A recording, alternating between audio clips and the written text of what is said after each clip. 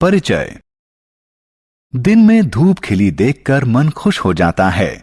अगर बहुत गर्मी हो तो बादल आने और बारिश होने से अच्छा लगता है। वर्ष की किसी अवधि में जलवायु कैसी रहती है, उसी पर हमारी फसलें निर्भर हैं। मौसम इतना महत्वपूर्ण है कि उसका अनुमान रोजाना टेलीविजन, रेडियो और समाचार पत्रों में बताया जाता है। आइए मौसम और जलवायु के बारे में और जानें। उद्देश्य। इस पाठ के अंत में आप निम्न करने में सक्षम हो जाएंगे: मौसम और जलवायु के बारे में बताना, मौसम की रिपोर्ट समझना। मौसम। आपने कभी देखा होगा कि सुबह धूप निकलने के बाद अचानक बादल घिर आते हैं और तेज बारिश होने लगती है, या तेज बारिश कुछ ही मिनटों में गायब हो जाती है और चमकती धूप निकल आती है। इसे ही मौसम बदलना कहते हैं। तापमान, आर्द्रता, वर्षा, पवन और अन्य कारकों को मौसम के तत्व कहते हैं। किसी जगह का मौसम इन्हीं कारकों पर निर्भर है। मौसम का संबंध हमारी पृथ्वी के वायुमंडल में होने वाले विभिन्न परिवर्तनों से है। मौसम बदलने का कारण।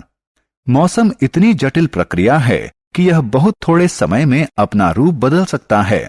आप जानते हैं कि मौसम बदलने का कारण क्या है? मौसम में सभी बदलाव सूरज लाता है। पृथ्वी की सतह द्वारा ऊर्जा सोखना और परावर्तित करना। महासागर और वायुमंडल किसी जगह का मौसम तय करने में महत्वपूर्ण भूमिका निभाते हैं। इसके अलावा पृथ्वी की कक्षा का विचलन, महाद्वीपीय बहाव और ग्रीन हाउस प्रभाव से भी मौसम में बदलाव होते हैं। मौसम की रिपोर्ट। राशेल अखबार में मौसम की रिपोर्ट पढ़ रहा है। आप भी मौसम की रिपोर्ट देखिए।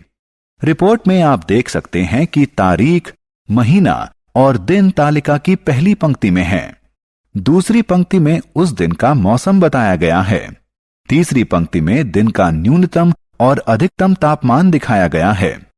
अधिकतम और न्यूनतम तापमान विशेष थर्मोमीटरों से रिकॉर्ड किया जाता है, जिन्हें अधिकतम और न्यूनतम थर्मामीटर कहते हैं। तालिका की चौथी पंक्ति में सापेक्ष आर्द्रता बताई गई है। आर्द्रता हाइग्रोमीटर से नापी जाती है।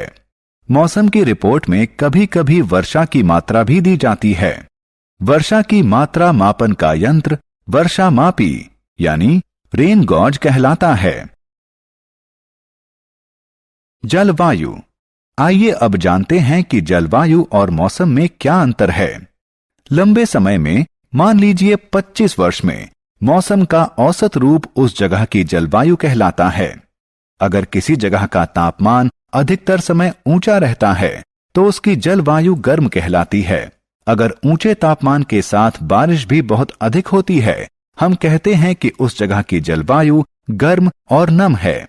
जलवायु की स्थितियां रिकॉर्ड करने के लिए किसी एक जगह के लिए एक महीने के औसत तापमान की गणना 2 चरणों में की जाती है।